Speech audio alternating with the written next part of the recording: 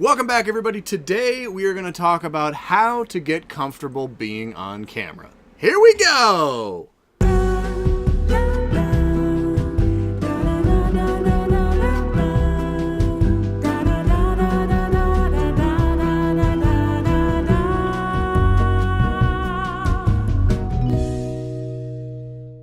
First and foremost, you have to be on camera. There is no way that you're going to get more comfortable doing it without actually doing it. If we compare being on camera to another skill like driving, how do you get better driving? You drive, right? There are other ways to do it. Sure, you can get some coaching or instructing. Obviously, you can increase your performance by getting a better car, improving, getting better parts for your car. There's a number of things that you can do, but overall, you still have to do it. You can understand the fundamentals and you can have the best equipment available, but if you don't have the experience, you're going to fall straight on your face. So the best thing to do is start filming yourself. It doesn't have to be anything fancy. You can pick up your phone and you can start doing selfies, right? You can take videos of yourself just walking around. A great way to get comfortable doing this, Instagram and Snapchat. They're awesome. You can do those stories, right? If you're not doing stories on Instagram already, you're missing out because there's a ton of neat things that they're doing right now, and it gives you a great opportunity just to point a lens at yourself, and even though you might think you look ridiculous, you're getting experience and you're becoming more comfortable with it. It's pretty easy to get really into the equipment side of things, but honestly, the most important thing is that you film yourself. I would recommend do something every single day. Now for me, it's become these videos. I've been shooting on Canon PowerShots for literally 15 years or more at this point. These things are great because you can pop them in a pocket, point it at yourself, and get a nice view. And the new ones are even really wild. They have like a flip up screen so you can actually see yourself. See? There's you guys. You can actually see yourself while you're filming, which gives you a really, really neat perspective, and you can kind of keep an eye on how things are going and what your frame looks like. I mean, I've had all kinds of camera gear over the years. I actually have a degree in film. I've got digital SLRs. This is just a Rebel, so this is not like a super fancy Canon, but I used to film with this thing, and I would put it on a tripod, and I had a big microphone hanging off the top, the typical vlogging camera, right? It doesn't matter what kind of lens it is, because ultimately, it's the same fear. So real quick, let's talk about why we're a little bit uncomfortable in front of the camera and why that's natural for most people. The number 2 fear in the world for all people is death. So if you aren't aware of this already, that means that there's something that people are more scared of than death. The number 1 fear for everybody, for the average human being, public speaking. That means if you were at a funeral, you'd rather be in the casket than giving the eulogy, right? There's a comedian, Jerry Seinfeld, I believe, is the guy who first said that, and I always thought that was, actually, it's funny, but I always thought that was kind of deep, because really what that means is that people are more afraid of standing and speaking in front of a group of their peers, or even in front of people they don't know, than they are of death. My point here is that everyone has an incredible fear of public speaking, and the second you point a camera at yourself, subconsciously you know that that file or that video or whatever it may be can go public and other people can see it. Obviously that becomes sort of a like, oh my god, people are gonna see this, and in the back of your mind that becomes some sort of public interaction. There was a really neat article I recently read which I want to share with you guys. If you actually Google this, psychologytoday.com, they have the thing we fear more than death, and again, the surveys about our fears commonly show a fear of public speaking at the top of this list. They go on to talk about why that's the case, and ultimately it had to do with being ostracized from the group. So if you stood up and you said something that the group didn't like, this is, thousands, if not tens or hundreds of thousands of years ago, if you stood up and said something that the group didn't like or didn't approve of, and you got ostracized, they just kicked you out, and you had to go out and fight the wolves or the tigers or the lions and tigers and bears and all that.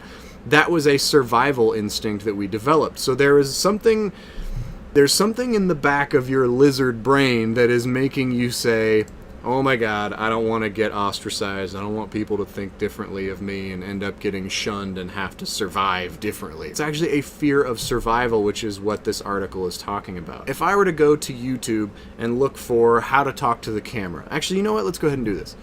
How to talk to the camera. If I were to type this in and just figure out what things are going to come up, right here we have tons of content, all right? It just keeps going. There is so much stuff on this topic because it is our #1 fear. So, frankly, if you want to come and you want to look at a few topics, you want to watch a few videos, see what other people have done to beat the fear of being on camera, by all means, there's plenty of content on YouTube. On the flip side, let's take a look at Google. You search how to get comfortable on camera, you can find videos, you can find articles, you can find all types of stuff. 10 tips for being awesome on camera. Let's just pick a random page here. Page number 7. How to get your subject to feel comfortable for a shoot. 10 tips on how to get comfortable in front of the camera. Get comfortable in front of the camera, blah, blah, blah, blah, blah. It goes on and on and on. There's so much incredible content out there that you should easily be able to find some content that's going to help you get comfortable in front of the camera. My honest advice, though, is you have to do it. That is absolutely the biggest motivator of getting better at it, is being able to go back and look at the progress you've made. There's also some other options for you. You can set up your phone and record yourself without posting the file, and you can go back and watch yourself. You can practice in the mirror. You could try public speaking, because that's at the root of it. So once you do some public speaking and realize that people aren't gonna hate you and you're not gonna get in trouble and nothing bad is going to happen when you speak publicly, if you can do that and get over that fear, suddenly talking to a piece of plastic and a slice of glass becomes no big deal. So I would highly recommend doing some public speaking. A lot of people wonder how to get into public speaking. Well, there's typical groups, like Toastmasters, for example, is a great option. If you have a local car club, ask if you can maybe do like a presentation on the next event that's coming up. And just try and set up something with a 5 or 10 minute PowerPoint presentation, right? Doesn't matter what it is. Get in front of a group of people that you know and that you trust, right?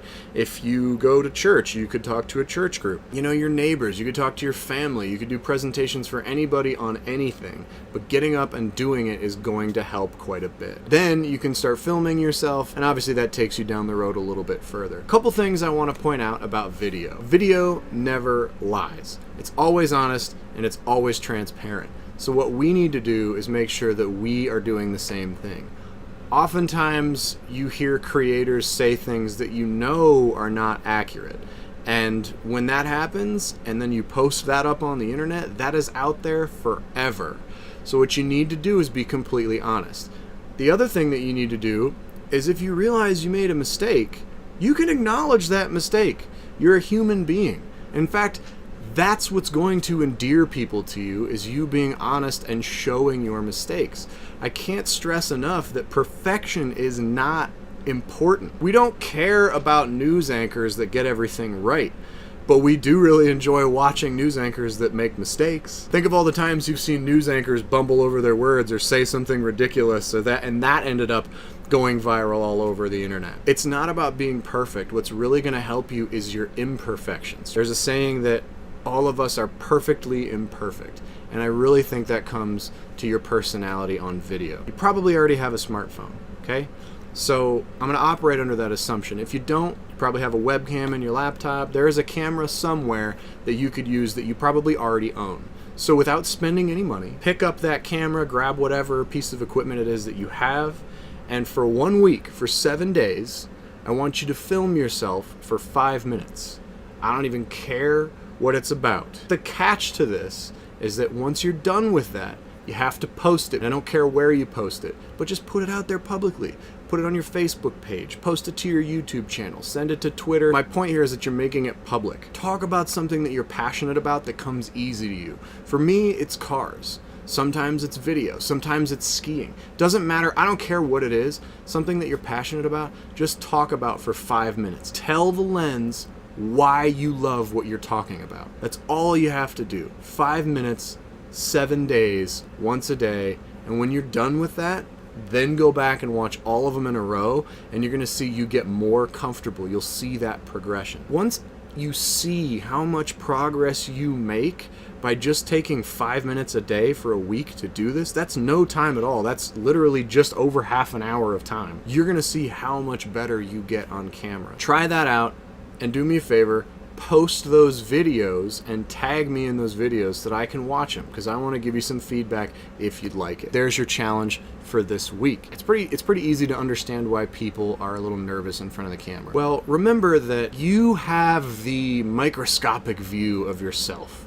You are always going to be your own worst critic, or your own most aggressive critic. What we have to remember is that everybody else takes the 50,000 foot view of what we're doing. I'm going to share a couple things with you guys that have been driving me crazy. If you guys watch my videos, normally I'm right-handed, so I film myself from right over here. And what I've noticed, especially like if you go back and watch some of my Costa Rica videos, which I'll try and post a link to right over here somewhere, you'll see that because I'm holding my camera off to this side, I'm filming the right side of my face a lot. You may or may not have noticed this already, but it drives me crazy when I watch them. See this stupid bump I have on my head right here? I don't even know what it is. It's not acne. It's been there for years. I have no idea what it is. Sometimes I can't stop myself from touching it. But I've been to a dermatologist and they're like, well, we can cut it off, but you're gonna have a scar there. And every time I watch one of my videos, because my camera's right there, it just, for me, it's like a laser. I'm like, look at that stupid frickin', it's right there, what do I do? Ugh! But there's nothing I can do about it. I used to do videos for a couple different companies. And when I was on camera, one of the first times I ever got paid to be on camera, 2 days before this big shoot, which I was super excited about, was with the Drive Network. I got a huge zit, like, right here. And it was just right, like, what am I gonna do? Like, oh my god, like, I have this huge... It didn't matter. It went live, it went public, and not a single person made a comment on it. That doesn't mean nobody noticed, but I did, and it drove me crazy. And what I realized after seeing that and then posting, you know, videos like from Costa Rica or posting all these videos over the years, you realize that nobody cares. There's always going to be the trolls. So, yeah, you're going to have people that say offensive things, and people are going to say things that really get under your skin. In fact, what I've noticed is that over the years, when someone posts something negative about me or my program or whatever it is that I'm doing, it doesn't matter. Once I realized that it doesn't matter, I also started to see something else. When I wasn't like deleting those comments, and when I wasn't paying attention to those comments, my other followers started to come in and they would shut those people down. You have a lot more people behind you than you realize. So one person says something bad and 10 people come out of the woodwork and are like, dude, go piss off, like leave him alone, like that's stupid, why would you even say that, like go away. For example, I recently... We had a good friend of ours go missing in Mexico. Still don't know where he is. Side note, if you ever hear anything about Ernie Gonzalez, please let us know. He's been missing for a couple weeks now down in Guadalajara. But that was terrible. That's been really hard on us and his family and the drift community at large. It's been tough. And I posted something out, trying to just get the word out, share the word, spread the word around, hoping against all odds that we would hear something. And some jerk-off on my Facebook page came by and made a comment, a really, really offensive, just asshole thing to say about, you know, what was going on. I'm not even going to go into what it was. But suffice it to say, it was really, really messed up. And at first, I was like... typing this, you know, all this stuff. I wanted to say all this stuff back to this guy, and I had written out this whole long response, and I was about to click send, and I looked back, and in the time it took me to write this response, like the few minutes it took me to write this just like scathing like I was so mad. The time it took me to write that, 5 or 6 people had just ripped this dude apart and had told him like, dude, get out of here, you're an ass, and that's not cool. Why would you say something like that? It had just literally like trounced this guy before I even had a chance to say something. That was really, really reassuring. It was cool to see so many people, a lot of people who I didn't even recognize, that came to defend me and defend my friend that I was posting this for. It is amazing how many people will have your back, especially when you do your best to stay genuine, transparent, and honest. My biggest recommendation, again, is to not only just shoot the videos and to film yourself and start posting them up, but take advantage of the fact that you're afraid or a little uneasy about being on camera. Everybody understands where you're coming from. And so when you put yourself out there and you allow people to see the real you, which is the you that kind of like stumbles and fumbles through the words and maybe says a lot, or, you know, pauses and can't think of things, whatever it is, when you put the real you out there, people can identify with you and people understand what you're going through, how difficult it is, and why you're struggling. Are you gonna win awards for being super great on camera right away? No! Hell no!